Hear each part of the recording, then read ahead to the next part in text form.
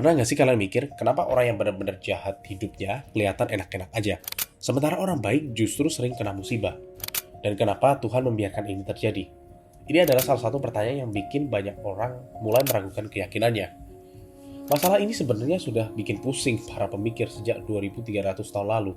Ada seorang filsuf namanya Epikuros, dia kasih logika yang menjebak. Yaitu kalau Tuhan mau menghapus kejahatan, tapi nggak bisa, berarti dia nggak maha kuasa. Atau kalau Tuhan bisa tapi nggak mau, berarti dia nggak maha baik. Terus, kalau dia bisa dan mau, kenapa kejahatan pun masih ada? Banyak orang terjebak di sini.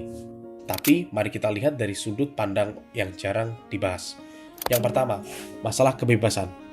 Bayangkan kalau Tuhan menciptakan kita seperti robot. Setiap kali kamu mau bohong, mulutmu terkunci. Setiap kali ada orang mau pukul orang lain, tangannya kaku.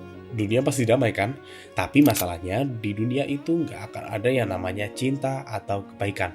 Kenapa? Karena kebaikan itu baru punya nilai kalau kita punya pilihan untuk jadi jahat, tapi kita memilih untuk jadi baik. Kalau kita dipaksa baik, berarti kita cuma mesin. Tuhan memberikan kita kebebasan untuk memilih. Dan sayangnya, banyak manusia yang memilih untuk jadi brengsek. Kedua, analogi karpet. Coba bayangkan kamu melihat sebuah karpet yang besar dari sisi bawah. Kamu cuma bakal lihat benang-benang yang berantakan, simpul yang gak karuan, dan mungkin warna yang gak jelas polanya. Ya pasti jelek banget kan? Itulah cara kita melihat dunia sekarang.